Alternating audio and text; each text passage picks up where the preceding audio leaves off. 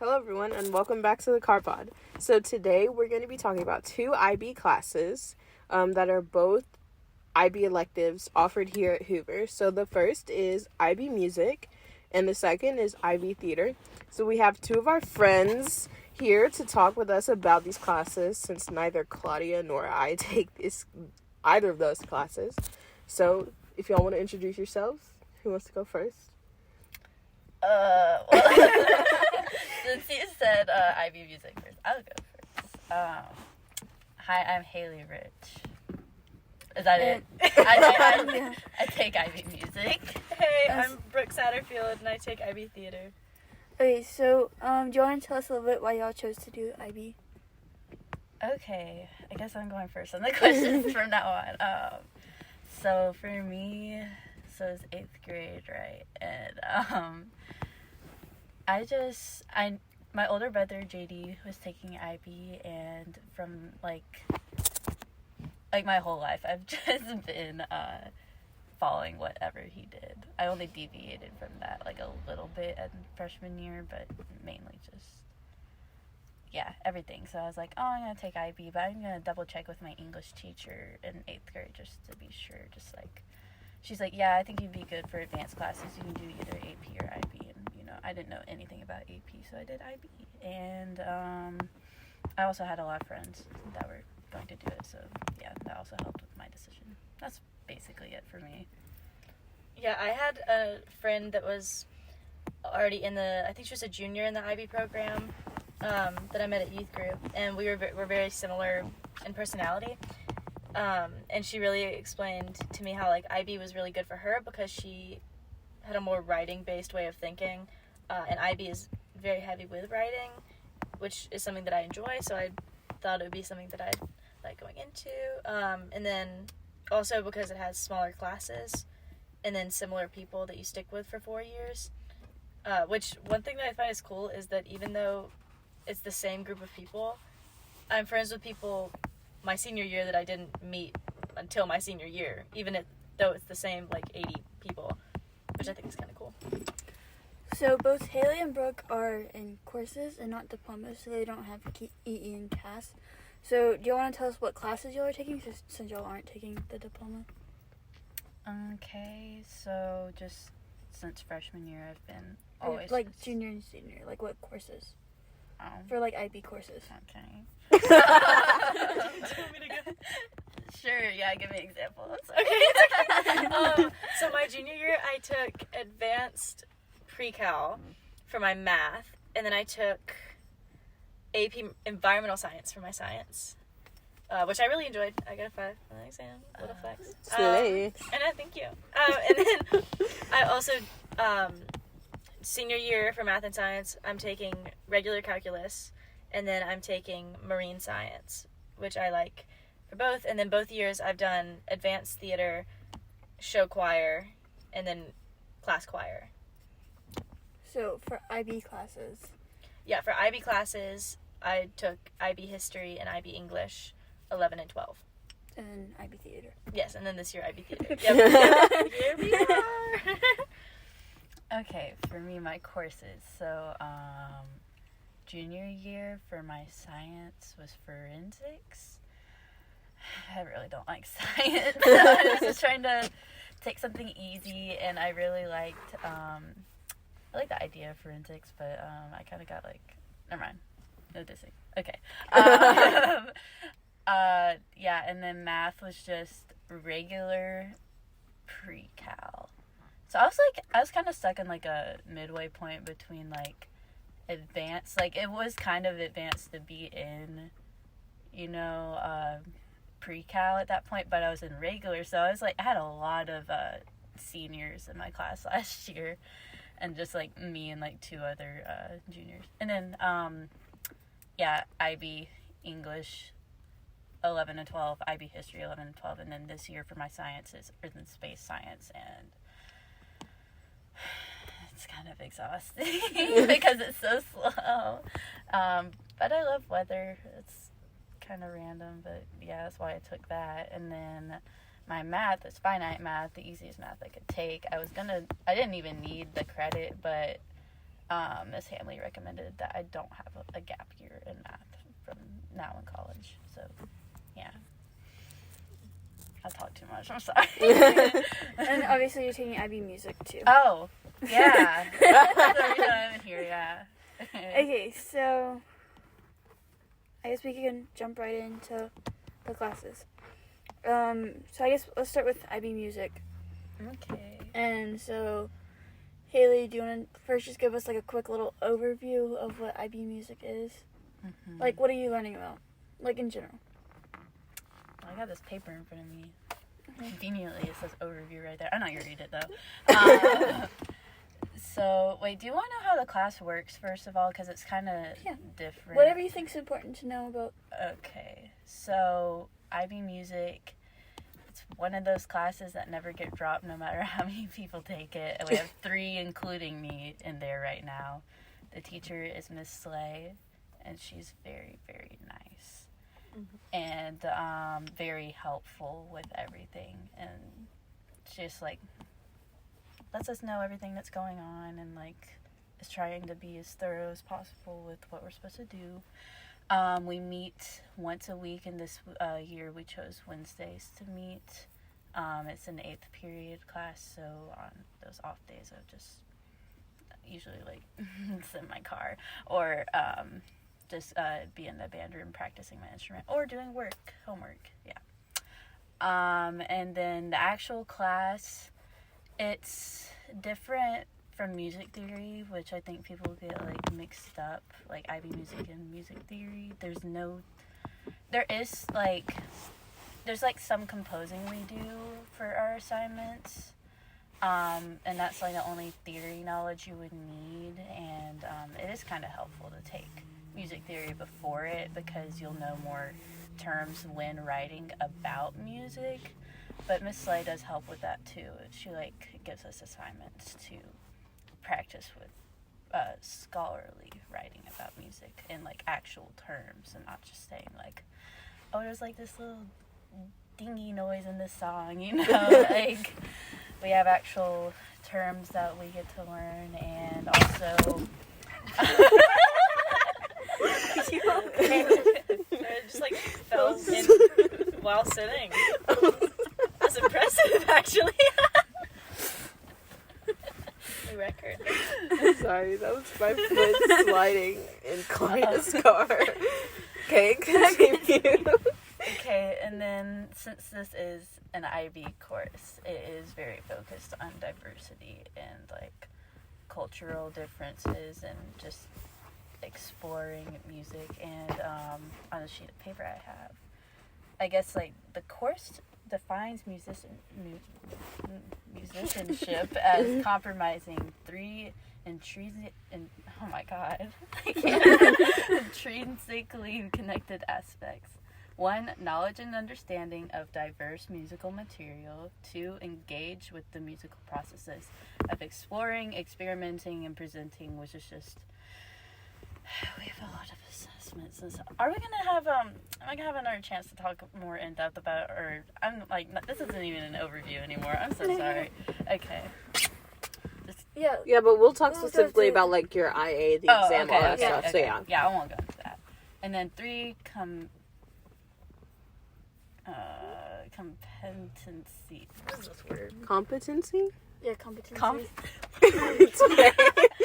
I promise I'm an IB guy. It's a Thursday. It's rainy. Yeah. It's and skill in the musical roles of researchers, creators, and performers.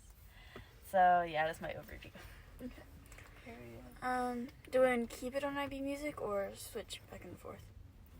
Give my brain a break, please. Put me Okay. in. Okay, Brooke. Put me in. All right. So IB Theater is basically an extension of a regular advanced theater class. So right now there's only 2 students this year that take it, but we usually have a range of like 3 to 9, I think is probably the max that we've had in a year. But basically there's 3 main assessments. So you'll have a research presentation in the first semester, and then a director's notebook, which you basically pick a play and then act like you're going to direct it, do a bunch of research on it. I almost finished mine at 4 this morning, but I didn't. And then the collaborative project, which is the last assessment you'll do in the second semester. And basically you get a group of friends and you get a stimulus, word or something, and then you kind of facilitate a group project, basically, which you have to make a 15-minute presentation or piece, like original piece of theater. But yeah, it's very fun. You do a lot of research about different types of theater and different types of like speaking styles and directing styles, and it's a very good way to grow as both a performer and as a behind the scenes like director, technical theater person. So yeah, I definitely recommend the class. It's taught by Miss Malone, who is wonderful. She's the theater teacher at Hoover. So she'll teach, you have to take a theater class and then an advanced theater class, and you have to take it your senior year if you take IB theater. So, I guess we can talk about IAs. Yeah, we'll talk about assessments. So, I think, Brooke, you mentioned one time y'all don't have an actual IA. Like, y'all just do Yeah. the assessments you were just talking about? Yeah. So, do y'all have an IA in IB music? Kinda. Okay, so we actually have, we should cut it off because we're not doing that. It's weird. So, It's not an HL class, right? yeah. It's No, just an SL class. yeah, I don't know. What's SL again? standard level is The 1 1 year year. classes versus 2 years. Like our languages are SL, maths or SL for us too. Oh, okay. So World yes. religions too. So, for the SL class, what assessments do y'all do? So, this is actually all, she's told us this, this is all new to her. Last year was the first year they did 2 of these assessments, and this year they're adding on a third one. Same with theater. Oh, really? Mhm. Okay, so yeah, they completely changed everything for her. So she's kind of like catching up with us, but, so I actually have one of these assessments due to her tomorrow. And that is considered an external assessment, but like this, we do not test. We don't have an exam like other IB classes. Oh, you don't have an IB exam? No. So the Wow. external assessment is sent to IB, and that is what that is, and that's due sometime. It's due to her tomorrow, and then like Miss Hamley gets it like submitted. That is here. I'll just read what this has. I have like 6 or 7 pages of like what you need to do, in very dense detail, and it's just too confusing. We ended up just like all 3 of us in the class being so confused, and we just had a meeting with her on like what to actually do, like in our like terms we understand, and I wrote all of that down. But I'm just gonna read what like. What's the assessment called? Oh, exploring music and context. So what are you Okay. trying to accomplish in that? So students select samples of their work for a portfolio submission, and the maximum is 2,400 words. So is but- it writing? Yes, writing, and there's 3 submissions. There's a writing, and then a composition that can either be audio or sheet music or both. But it only has to be one of the 2. And then performing, which is another just audio, performing on your primary instrument. I think if you were in choir, you would sing, but she's never had a choir kid. And I So what if you don't like play an instrument or you don't sing? Then what? you can't be in IB music. It's Oh. you have to have the prerequisite of being in band or choir. But yeah, the written part is demonstrating engagement with and understanding of diverse musical material, which is just you go into the non-musical aspects of the works that you're doing. Oh, and you choose 2 AOIs, which are areas of inquiry, and we have 4 of them, and it's it's not exactly genres, but it's kind of like genres of music, and you have to do 2 different ones, and it's recommended that we choose 2 to 3 songs per AOI that we talk about. So basically I'm going into like detail about each of the songs I chose. I actually chose 3 songs overall, and like 2 from AOI 4 and 2 or 1 for AOI 2. And so then, what are your areas of inquiry? Like what are they? Okay, AOI 1 is music for social, cultural, and political expression. Yeah, I got that right. And that's just like songs that have to do with politics, like This Is America by Childish Gambino, you know, like that's a highly political song.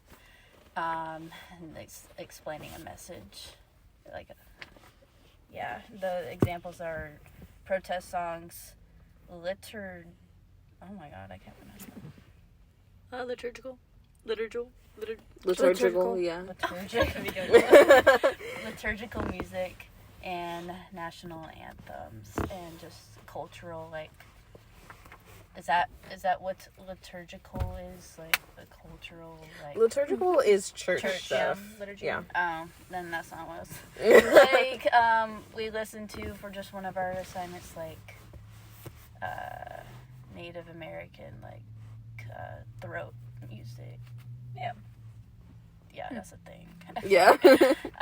2, which is sometimes hard to differentiate with AOI 3, but AOI 2 is music for listening and performance, which is, as Miss Slay would put it, music for music's sake, which is, it's music not written anything but to be, like, not written for anything but to be performed.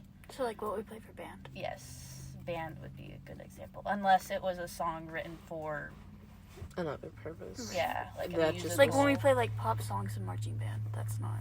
Yeah, that's not. That would go into area 3, which is music for dramatic impact, movement, or entertainment. Which is music for film, ballet, theater, movies, video games, stuff like that. Sorry, back on 2, the examples they gave was cool jazz, experimental music, and chamber music of the Western art tradition, which is BAM. And then 4, music technology in the electronic and digital age, which is EDM, electronic dance music. For some reason, the second bullet is just electronic dance music. No, it's a different language. Like What? German. Oh, it is. That's so Electronisch music. Electronisch music. Say Electronisch. Electronisch. Because that's niche, right? That's what that sound is. Niche music. Mish. I don't know why they put that. It's I like don't the know same either. thing, I It think. must be, I don't know. Interesting. I don't know. Maybe the Germans have their own kind of electronic dance music. I I don't don't know. know. I've never heard of it. And then technology and popular music production, which, you know, like, you can have a lot of pop songs fall into category AOI 3, Yeah. but some pop songs like rap music, depending on what the rapping's. Am I taking too long? No. Okay. Like, unless it's like talking about something, like if it's talking about a political message in their rap, it's most likely going to be 4, because all of the sounds behind their singing are digital and stuff. So yeah, and so back to the first assessment, just talk about the songs we chose, and it can be either, we have these 3 contexts, I should probably go over that too. That's a big part of it. We have personal, local, and global. To put it in short, personal is a song that you just, like, you listen to regularly, or if you're in band or in choir, you just sang it or just performed it and worked with it in, like, depth. Local is something like, oh, you might hear, like, oh, I heard the song on the, like, radio, I heard the song at a supermarket, or Sweet Home Alabama for us. Like, no, you don't work with the song, like, personally. You don't listen to it, like, on your phone or anything. It's just something you overhear. And then global context is just something you wouldn't hear around you, and it, like, across the world, like, traditional music of other cultures and stuff like that. So, yes, I did, both of my AOI 4 songs are personal context because, you know, I really wanted to work with them and I thought it'd be fun. And my AOI 2 song is a global context. And what gives you the points, or like gives IB what they want, is making sure your music is diverse. And yeah, so my songs are pretty different from each other, even if they're in the same AOI. So apart from just the musical background and writing about like the musical and non-musical elements, the section B is practical exercises, which one is where we create and write about our creation. One exercise is score maximum 32 bars and or audio 1 minute as appropriate to style. Yeah, that's what I was talking about, like the audio or sheet music submission. That part's really fun in my opinion. We basically just, one of the songs, we like write about it. Or write about a transposition, arrangement, or just an original song we create and compose. That's inspired by one of the songs that you already did part A on. Then the last one is performing or singing on your primary instrument. For me, it would be clarinet.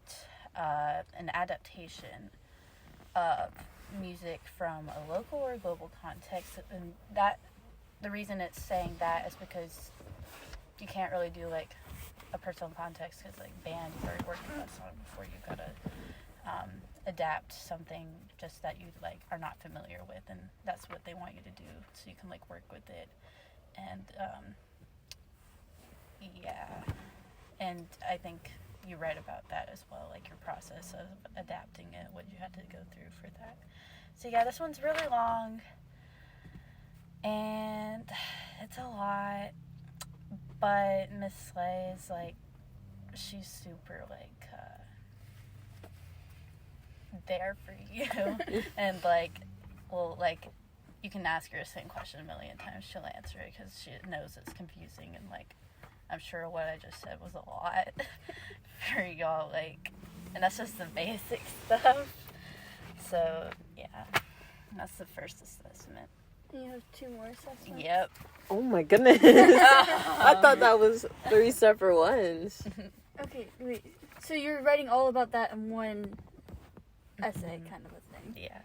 So for the other 2, do you want to just like I'll go quick on name these. the other I don't Spark even- notes, the Give the abridged. Yeah, because the only reason I went into depth so much was the first one is because she's explained it that much. The other 2, she hasn't explained the last one to us at all, because she's going by due dates, and since our first one is due like next week, that's why she's talked to us about it a lot. She tried to go into it all at once, but that was so confusing. Like, I didn't know which assessment was which, even though it's like on the paper. Like, I just didn't understand what was happening. Like, how am I supposed to gather everything I just said from like the few words they had on the page? Yeah. You know? But yeah, the second one's experimenting with music. That one you choose 2 songs, 2 different AOIs, and it cannot be a personal context. And that one you report a rationale and a commentary, maximum 1,500 words of a written experimentation report that supports the experimentation. Yes, we're experimenting with the music, and that part is you arrange the music 3 different times in 3 different ways, and you can only, I think, would take the melody for that of whatever song we choose, and then for the other song we do the same thing, and then we have it to be performed 3 different ways on our primary instrument, and the same thing for the other songs. So that's also a lot, but that is our internal assessment, so our IA. And the last one is another external. Again, it's not a test. It's I believe it's like a presentation, presenting as a researcher, program in British. Spelled it the British way. Program notes, maximum 600 words, presenting as a creator, composition and or improvisation. Maximum 6 minutes, but I'm assuming there's writing that goes with that, and then presenting as a performer, solo and or ensemble, maximum 12 minutes, and then excerpts where applicable, maximum 2 minutes. Here's my summary. Don't take IB music if you want an easy class. Like, or you just think it's gonna be fun. In the podcast, we got like a few minutes. We got time. Oh. What? You're good. No, you're so good. Don't stress. No. Oh. Okay, so basically, it's a bunch of composing and rewriting already written music in different forms and writing about it. Yeah. I've never had to talk about this before. It's okay. So It's good because, I mean, I'm sure that I remember coming into IB and not even knowing that these classes existed. yeah. So it's good that you went in depth, because there are people listening to this who are like, I didn't even know Hoover offered these classes, So Yeah. you're good. You're good. Yeah. So Brooke, you already talked about your assessments. So is there anything else that you want to add about? Yeah, I was The gonna say, class? I was gonna go a little bit more in depth about the projects we do, because that's the majority of IB Theater are the 3 projects. So the research presentation we do in the first semester, and I did mine on kabuki. You essentially have to research an ancient tradition in theater. And then from a different part of the world, and it can't be something you've already been familiar with. It has to be completely new, and you have to research about where it's from, the culture there, and then you also have to research specific pieces of literature. They're in the style of kabuki, plays that were done, where it originated and how it originated, and then you have to perform a short piece of a convention, which a convention in theater is basically a style of acting or a specific movement. So mine was the mie in kabuki theater, which is a stylized pose essentially. So I gave my presentation in January, I think, which is it was right at the beginning of, I guess, this year. So yeah, that was a very fun project, and it has to be done in about 15 minutes. Right under 15 is usually the sweet spot. And so the director's notebook is the second project we do, and that's the one that I've been working on most recently because it's due this week. And essentially you pick a play, and I chose The Normal Heart by Larry Kramer. I've always been interested in learning more about the AIDS epidemic, especially the early stages of it, because I've never learned about it in any history class, and I've just never been really taught anything about that, especially, we live in the South. It's kind of a hushed topic. So The Normal Heart is by Larry Kramer, who was a gay rights activist in the early 80s, when everything started happening, and they started noticing a lot of people dying from AIDS, or which was later identified as AIDS. So I essentially have had to read the book, make notes within the play, and essentially block out 2 specific moments that I think are very important and kind of change the shape of the play, and how I as a director would like to see those scenes, and then how I want to impact the audience with those scenes. And then I also have to do costuming for the play, lights for the play, and then research about the historical context, and then theatrical context, decide how I want it staged. So I've been working on that the past couple days, mostly this morning. And then the last project is the collaborative project, and that project essentially is kind of like I said, you pick a group of people, and then you have to facilitate like multiple meetings and essentially create a work from the ground up. But as a facilitator, you can't be in control of the whole project, which is, for me at least, that's kind of difficult. I like to be in control of projects. So you're supposed to learn how to let a group create something and like research different types of theater in which they do collaborative work all the time. And you're kind of supposed to model your ideas off of how they work. So yeah, that's essentially theater's projects. That's really interesting. Both of these classes are like not your traditional IB class Yeah. at all. No. No, they keep the same ideas of like learning about different cultures and learning about like, I don't know, I think they focus more on how to build a skill. Yeah. Too. Like they work in historical and like cultural context to skill building. Yeah.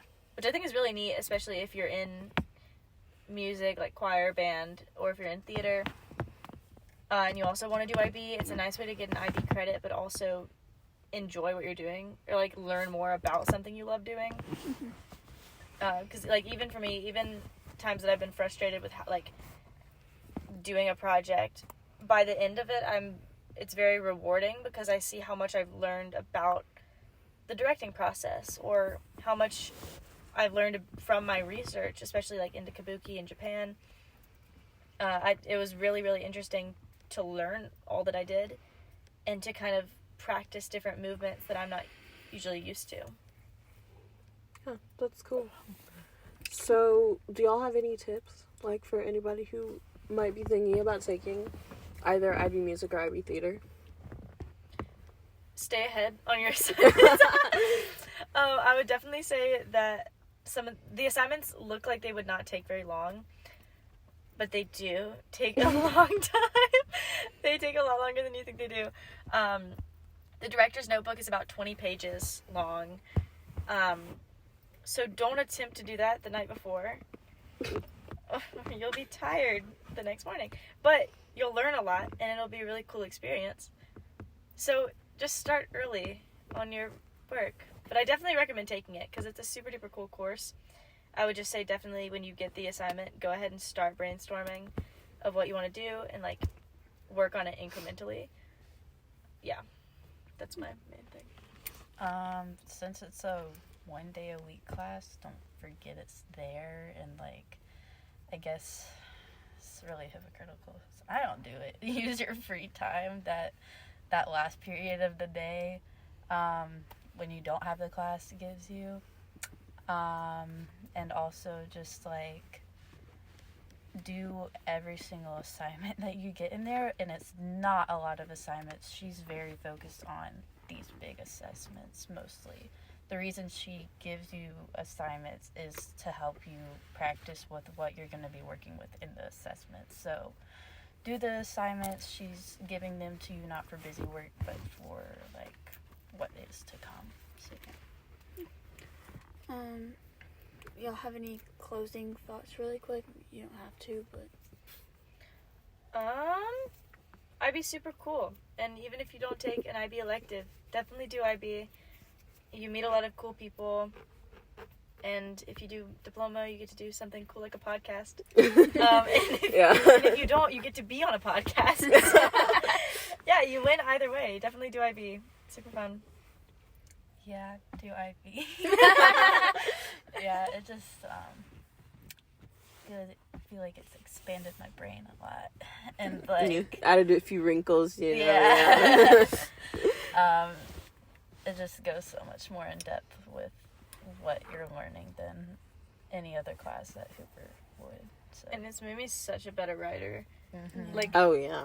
there's a lot more to IB than just writing, but the writing section of everything, like, I look back at old writing that I thought was good, and I'm like, ooh, wow, you know?